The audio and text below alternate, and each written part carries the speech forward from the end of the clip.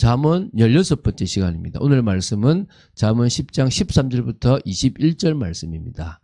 13절부터 16절 말씀을 합독하고 잠언 10장 13절부터 21절 말씀까지를 보도록 하겠습니다. 그러면 잠언 10장 13절부터 16절 말씀을 한 목소리로 합독하겠습니다. 명철한 자의 입술에는 지혜가 있어도 지혜 없는 자의 등을 위하여는 채찍이 있느니라. 지혜로운 자는 지식을 간직하거니와 미련한 자의 입은 멸망에 가까우니라. 부자의 재물은 그의 견고한 성이요 가난한 자의 궁핍은 그의 멸망이니라. 의인의 수고는 생명에 이르고 악인의 소득은 죄에 이르느니라. 아멘. 한번 정리를 해볼게요. 잠언 1장부터 9장까지는 소위 젊은이들을 위한 잠언이라고 불렀습니다. 지혜의 왕 솔로몬이 젊은이들을 향해서 주는 지혜, 이 지혜를 삶의 최고의 가치와 덕목으로 추구하라고 하는 이 원초적 교훈을 15개의 강화의 형태로 계속 그것을 누르고 더 확대하고 더 이렇게 다져나가는 그런 강화의 형태로 다양한 측면에서 입체적으로 이렇게 제시한 게 1장부터 9장까지입니다. 그래서 15강화라고 이렇게 계속 나오고요. 이제 10장부터 31장까지는 여호와 경외를 바탕으로 신분주의적 지혜를 보다 짧은 어떤 단편 경구 아주 한 줄 정도의 형태로 다양하게 제시한 잠언들입니다. 그래서 기독교는 자존하신 절대 초월자요 전우주의 창조자이신 하나님과의 관계를 먼저 회복하는 거고요. 그 관계 속에서 이제 뭡니까? 하나님이 주시는 지혜를 받아서 참 지혜를 받아서 그 지혜를 통하여 우리 삶에 하나님 나라를 이루는 것이 필요합니다. 그 삶에 필요한 모든 것들을 배우는 겁니다. 그래서 어떨 때는 이게 구원의 측면에서 보지 못하면 세상적인 어떤 그런 지혜를 가지라는 말하고 비슷하게 볼 수 있습니다. 그런데 가장 밑바닥에는 하나님을 만난 사람으로서 구원받은 하나님의 한 자녀로서 또 사명을 가진 목적 있는 삶을 살아가는 한 사람으로서 필요한 어떤 지혜라고 보시면 됩니다.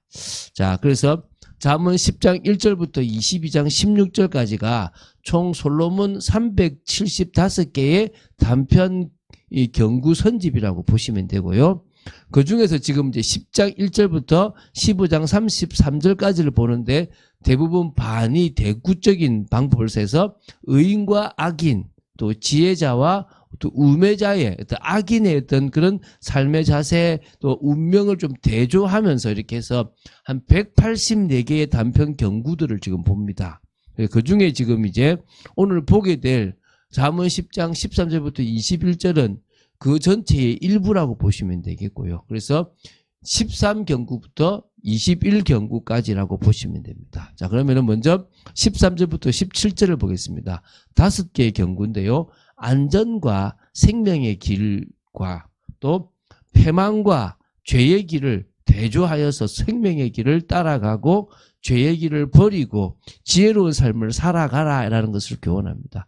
그러니까 이 잠언을 볼 때 그 밑바닥에 구원받은 하나님의 자녀로 전 우주 만물을 통치할 그런 청지기로서의 그 기준이 없으면 내 삶에 필요한 부분으로 볼 수 있다는 겁니다. 절대 그러지 마시기를 바랍니다.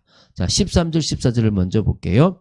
명철한 자의 입술에는 지혜가 있어도 지혜 없는 자의 등을 위하여는 채찍이 있느니라. 지혜로운 자는 지식을 간직하거니와 미련한 자의 입은 멸망에 가까우니라. 그러니까 명철한 자가 곧 지혜로운 자고요. 그 입술에 다시 말하면 그러니까 지혜로운 자의 입술에 있는 그 지혜는 결국 굳이 자신이 적극적으로 드러나려 하지 않아도 타인에 의해서 발견돼요. 그러니까 명철한 자라는 것은 지혜로운 자의 입술에 있는 그런 지혜인데요.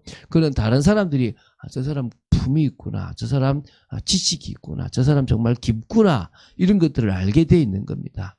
그런데 정말 지혜 없는 자의 입에서 나오는 어리석은 말은 결국 그 사람을 징계를 가하게 되기 때문에 그 등이 채찍으로 맞을 수밖에 없는 겁니다. 그래서 지혜로운 자는 가만히 있어도 주변에서 그 지혜를 알아준다는 것과 어리석은 자는 자꾸 알아줄 정도로 막 자기를 드러내려고 하지만 결국 맞는 것은 채찍밖에 없다. 이런 것을 지금 대조하는 겁니다. 그래서 지혜로운 자가 자신의 지식을 아무 때나 이렇게 경솔히 내뱉지 않을 뿐만 아니라 그걸 잘 감추어 두고 있다가 적당한 순간에 다 가장 날이 알맞은 때에 그 때에 뭡니까? 적절하게 사용하는 거고요. 지혜로운 자의 언어 생활에 있어서 신중을 기합니다. 근데 반대로 미련한 자는 생각 없이 말하기 때문에 그냥 자꾸 해를 끼치고 재앙을 불러일으켜서 멸망의 결과를 가져오게 된다는 겁니다. 그래서 우리는요, 복음 가진 자로서 지혜로운 삶이 필요한 겁니다. 그 입술과 지혜로운 어떤 말을 해야 되겠죠. 또 15절입니다. 부자의 재물은 그의 견고한 성이요, 가난한 자의 궁핍은 그의 멸망이니라. 성경에는요, 재물을 나쁘게 말할 때가 있어요. 재물을 쫓지 마라 그러거든요. 그런데 또 반대로 지혜롭고 믿음이 많은 사람에게는 재물이 복으로 응답으로 오게 된다는 거. 그래서 특히 잠언에는 그런 내용들이 많아요. 그래서 부자는 곧 뭡니까? 지혜롭다 이런 개념은 아니에요. 그런데 지혜로운 자는 결국 부자가 될 거다 이 말입니다. 가난한 자는 결국 미련하기 때문에 가난해진다는 거예요. 이런 부분에서 조금 이미지 무조건 가난한 자는 다 미련하다 그런 개념으로 이해하시면 안 됩니다. 알겠죠? 예, 이거는 어쩌면 진짜 말씀을 따라가고 지혜롭게 살아가는 그 사람에게는 자꾸 이렇게 뭡니까? 재산을 축적할 경우가 많이 생기고, 또 미련하게 행하는 사람은 결국은 자꾸 재산을 잃기 때문에 가난한 자로서 궁핍과 멸망이 있을 수밖에 없다라고 보시면 됩니다. 자, 이제, 16절입니다. 의인의 수고는 생명에 이르고 악인의 소득은 죄에 이르느니라.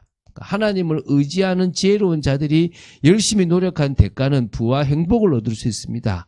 그리고 그게 결국은 생명으로 이어지게 돼 있습니다. 그런데 악인은 노력해도 소득을 얻을 수 있지만은 그 소득은 결국 뭘로 이어집니까? 결국 또 죄를 짓는 것과 더불어 멸망에 이를 수밖에 없다는 사실을 기억해야 됩니다. 그래서 악인이 소득을 못 얻는 게 아닙니다. 남을 사기치고 남에게 거짓말을 하고 남의 걸 빼앗음으로 말미암아 소득을 얻을 수 있는데 결국 그건 죄가 되는 거죠. 또 17절입니다. 훈계를 지키는 자는 생명길로 행하여도 징계를 버리는 자는 그릇 가느니라. 항상 복음적인 삶으로 생각하고 내가 하나님을 믿기 때문에 이것을 보시면 좋습니다. 훈계를 지키는 자는 자신의 생명의 길로 가게 할 뿐만 아니라 다른 사람들로 하여금 생명의 길을 발견하게 하도록 또 그 길로 가게 하는 역할을 해요. 그래서 우리가 전도자가 이런 일이잖아요.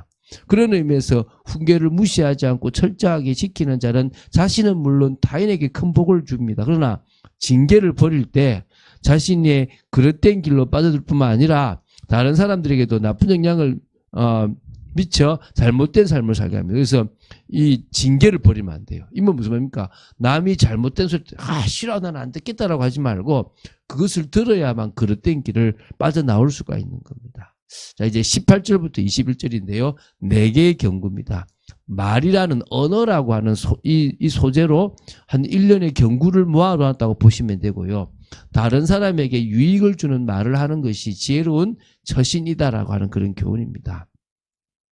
마음을 감추는 자는 거짓된 입술을 가진 자요, 중상하는 자는 미련한 자니라. 그러니까 여기 보면은 좀 마음의 미움을 감추는 자입니다. 사실 마음에는 증오가 가득 차 있는데 외부로 일절 안 드러내는 그 사람은요, 상냥한 모습을 취하는 것처럼 보이지만 결국 그 사람의 입술은 거짓되다는 거예요. 그러니까 마음부터 용서가 돼야 되는데 마음은 그러니까 미움이 가득한데 뭐죠? 그 사람을 향해서 웃고 있으면 안 된다 이 말이겠죠.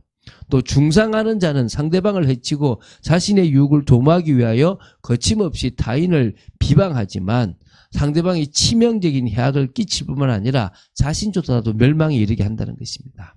또 이제 19절입니다. 말이 많으면 허물을 면하기 어려우나 그 입술을 제어하는 자는 지혜가 있느니라. 그러니까 성경 여러 곳곳에요. 말이 많으면 실수가 많다는 경고가 있습니다. 말을 많이 하다 보면 별 생각 없이 말하거나 악한 말들을 말하거나 하지 말아야 될 일을 말하게 되거든요. 따라서 말썽을 일으킬 소지가 적도록 침묵이나 입술을 제어하는 말을 아끼는 그런 지혜가 필요하다라는 것입니다. 그런 의미에서 입술을 제어하는 지혜는 상당히 중요한 거고 말에 대한 조절이나 통제 능력이 있다는 것은 그게 정말 지혜자의 시금석이 있다 이런 부분이 되겠죠. 20절입니다. 의인의 혀는 수능과 같거니와 악인의 마음은 가치가 적으니라. 악인의 혀가 수눈이라는 것은 의인의 마음의 소중함을 나타내는 것이고요. 악인의 마음이 가치가 적다는 것은 악인의 말이 저급하다라는 그런 의미가 있습니다. 그래서 마음의 생각을 실수 없이 말로 표현하는 일은 많아요. 그래서 의인의 말에는 수능과 같은 가치가 있는 반면에 악인의 경우에는 말로 표현되지 않는 마음의 생각들조차도 가치 있는 것들을 찾을 수 없다. 그런 의미가 된다고 보시면 됩니다. 마지막 21절입니다. 의인의 입술은 여러 사람을 교육하나 미련한 자는 지식이 없어 죽느니라. 의인이요, 언어 생활이 주는 어떤 의인이 언어 생활을 주는 것은 이건 정말 중요한 유익이 되지만요. 미련한 자는 비참한 결말을 가지고 오는 겁니다. 의인은 여러 사람을 교육하는 사람이 될 수 있고요. 교육은 마치 목자가 양을 대하듯 먹이고 돌보고 다스리고 인도하고 공감대를 형성하는 그런 여러 부분이 될 수 있다는 겁니다. 그래서 의인은 이러한 여러 다양한 활동들을 통해서 많은 사람들을 의의 길로 인도하게 되어 있는 겁니다. 그런데 미련한 자는 지식이 없기 때문에 남을 가르치기는커녕 자기 자신조차도 생명의 바른 길을 가지 못하고 오히려 비참한 결말을 맺게 하는 겁니다. 그래서 결국은 우리가 이런 부분들을 통해서 우리가 지적 능력을 가지고 또 정말 믿음의 삶을 살아가기 위해서 더 성경 말씀을 보고 하나님이 원하시는 지혜를 간구해야 될 줄로 믿습니다. 그것이 진정으로 우리를 성공으로 인도하고 믿음으로 인도하는 줄로 믿습니다. 말을 맺겠습니다. 말씀에 순종하는 것이 진정 지혜로운 삶이라는 것을 알아야 되고요. 지혜로운 삶에 있어서 신중한 언어 생활이 무엇보다도 중요하다는 거예요. 제가 아무렇게나 말하면 안 되지 않습니까? 저는 좀 편하게 말하는 편인데 그러나 되게 신중하게 하려고 노력 많이 하거든요. 바른 말을 듣고 그에 따른 행하는 언행을 잘 다듬고 입술을 제어할 수 있다. 온전한 말, 거룩하고 경건한 말을 할 수 있다. 그 사람은 진정으로 하나님의 뜻을 이루는 사람일 줄로 믿습니다. 그래서 우리는요. 예수 그리스도께서 철저히 입술을 제어하시며 주 하나님이 원하시지 않는 말씀은 안 하시고 하나님께서 주셨던 구약의 말씀을 증거하면서 회개케 하고 또 보여주시며 그러면서 영혼을 치유하셨거든요. 나라마다 그러니까 마을마다 전도하셨단 말입니다. 우리가 그런 것을 정말 본받으면서 우리에게 주어진 시간들을 귀하게 사용해야 될 줄로 믿습니다. 그런 축복을 누린 여러분 되시기를 주 예수 그리스도 축원드립니다. 주는 그리스도시요 살아계신 하나님의 아들이심을 고백합니다. 오늘 잠언의 말씀을 또한 봤습니다. 이 경구들은 하나하나가 의미가 있어서 따로 나눌 수는 없지만 정말 주님께서 주신 이 말씀들을 복음 가진 자로서 복음적인 삶을 위해서 볼 수 있게 하심을 감사합니다. 더더욱 의미 있게 보며 그 속에서 하나님이 원하시는 답들을 찾아내는 저희들 되기를 원합니다. 감사합니다. 주 예수 그리스도 이름으로 기도드립니다. 아멘.